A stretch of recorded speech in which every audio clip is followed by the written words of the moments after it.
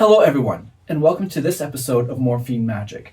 Today we're looking at the suffix s, sometimes es depending on the base, but we'll talk about that in a few minutes. Essentially, as a morpheme, the letter s serves as a plural noun marker.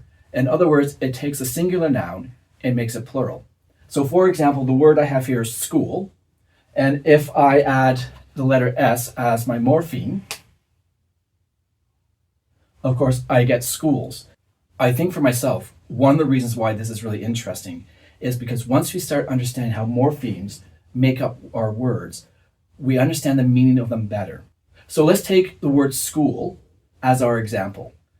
So I'll get rid of the s, so we're back to school. And we know what a school is. A school is a place of learning. And so in this case, it has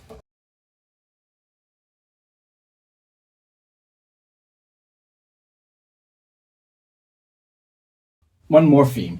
The word school is its own thing. It has no prefixes, it has no suffixes. School is simply the base. So when we add the letter S to it, in this case the morpheme letter S, we get school, we keep our base, and as we add it, even though it's still the same idea, school, schools, a place of learning, we now have two morphemes.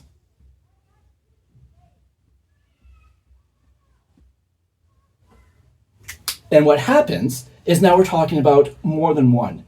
And of course, again, we may think of this as a really simple example, and it is. But there's a world of difference between saying, I go to a school versus I'm going to several schools. So as simple as a morpheme like S is, it alters that meaning. Again, as I said, it's a world of difference between going to a school versus going to several schools. And as another example, it's one thing to say, I bought a book. It's quite another to say, I bought several books. One, I think we all can appreciate. The other might get me in trouble with my accountant. So very quickly, there are some spelling variations when using the morpheme letter S at the end of a word. In most cases, we just simply add an S. So in most nouns, we just simply add the letter S to the end of the word. Bag, bags, kid, kids, storm, storms, crew, crews. The other function of the morpheme letter S is it also is added at the end of the verb when you're using it in the third person singular.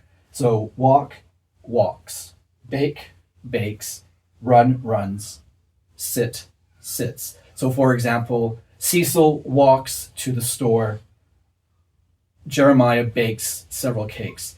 So in most cases, with most nouns, you simply just add the S at the end of the word, or in the third person singular with regular English verbs.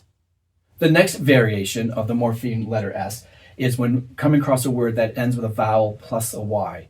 So in that case, when a word ends with a vowel and Y, you add the letter S normally, and you pronounce the letter S with a Z sound. So for example, day, days, play, plays.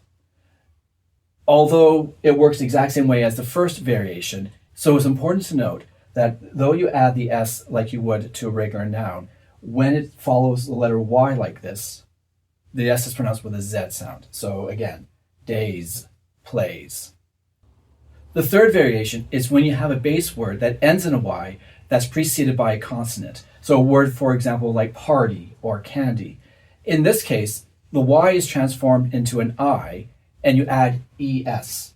So again, something we're probably all familiar with, but something that we may not give a lot of thought to. So with words like party, candy, baby that end in Y, but preceded by a consonant, that Y is transformed into an I, and the ending then is ES, so parties. And just as in the case with words that end in a vowel and a Y, when you add the ES to this, it also is pronounced with a Z sound. So it becomes parties, or candies, babies. The fourth variation of the morpheme letter S is when a word ends with X, SH, CH, or S. In this case, you add ES to the end of the word. So for example, box becomes boxes, fox becomes foxes, mess, messes, church, churches, dish, dishes. The other thing to be aware of in this variation is that not only are you adding another morpheme to the word, box, and box is the ES, you're also adding a second syllable. So in this case, the morpheme acts both as a morpheme and a syllable. Box is one syllable and one morpheme. Boxes becomes two morphemes and two syllables. Boxes. And of course, no language would be complete without some exceptions, and English is no different. So an exception to the rules regarding the letter S when adding to the end of the word occurs with some words that end in O, and they take the ending ES. There is no rhyme or reason.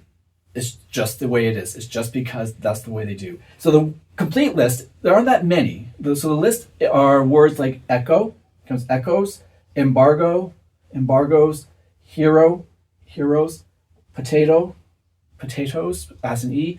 And I think most of us long for the day when the closest thing to a presidential scandal was spelling potatoes wrong. Anyway, tomato, tomatoes, and veto, and vetoes. Again, with these words, there isn't a rhyme or reason as to why they take the ES. They just do. I hope you've enjoyed this tutorial, or at least found it informative. Come back next time when we look at another morpheme, and as we continue our journey exploring the power of words. So this is a bit of an epilogue to my last tutorial on the letter S. I mentioned in the tutorial that the morpheme letter S for plural derived from the Anglo-Saxon. So I kind of want to trace the history of that a little bit. So Anglo-Saxon was the language spoken by people in modern-day England. Shortly after the retreat of the Roman legions, there were waves of Germanic migrations into modern-day England. They brought with them their own local language, and as the languages blended, we come up with an Anglo-Saxon language. It's from Anglo-Saxon that we get Old English, and a lot of English, of course, is derived from this Anglo-Saxon. So in Old English, the plural was denoted by the letters AS. So for example, you have the word stand, and I'm going to be quite honest, I am not a scholar of Old English, and so any pronunciations will probably be inaccurate. So if there's any Anglo-Saxon scholars watching, please forgive me. But anyway, the point is, so you have a word like stan or stone. In Anglo-Saxon, Old English, you would add an AS to it. So you get stanus, stones. As the centuries pass by, the ending becomes weak in terms of its pronunciation. And eventually, as the pronunciation weakens, it transforms itself more into a pronunciation as ES, which for us becomes a bit more recognizable. And eventually, certainly by the time we get to the 15th and 16th centuries, the ES sort of evolves phonically into a softer S. And so this is where our modern day morpheme of the letter S comes from. It comes from the Old English AS, which I believe would have been pronounced much stronger, sort of like stanas, to get stones. As the years pass, of course, by the time we get to the 15th, 16th centuries, just as pronunciation styles change, the pronunciation of the plural also changes and eventually evolves into the letter S. This process applies to nouns. What's really interesting is how this also evolves from using the third person singular. In the tutorial, I mentioned, of course, that the morpheme, the letter S, is also added to the end of conjugated verbs when they're conjugated in the third person singular. He walks, she sits, she reads, he runs. And so the evolution of the letter S, when applied to third person singular, takes a slightly different route, but also just as interesting. When we're talking about the third person singular, even though we use the same suffix, letter S, in the third person singular, the linguistic evolution is slightly different. So in Old English, the original ending for third person singulars was the thorn, this sort of odd looking P, which often is pronounced as a th sound. So for example, he loofeth, and again, my Anglo-Saxon is terrible, and so my pronunciation might be completely off. But roughly, he loveth, which translates as he loves. And even here, you can sort of see some of the connection between modern English and sort of Anglo-Saxon Old English. Unless you're versed in Anglo-Saxon, you're not going to be able to read an Anglo-Saxon text. However, even with that, you can sort of pick out some words. You can sort of see the familiarity. But what's interesting is that the sound, the th sound, remained very popular in English for centuries. We can still, even up to Shakespeare, we're still using words with the th ending. So in English, as the language modernized, the symbol, or this sound, became written as either ETH, eth, or TH. So for example, he loveth me not.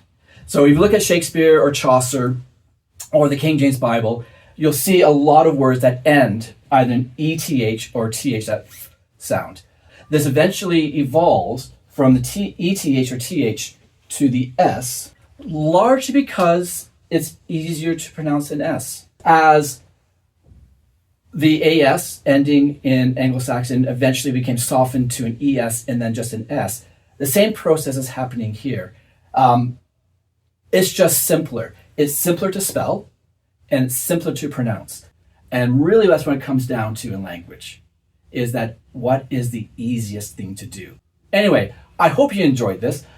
This is just scratching the surface of what I think is a really fascinating linguistic history of the English language. Hopefully you'll come back as we continue exploring the power of words.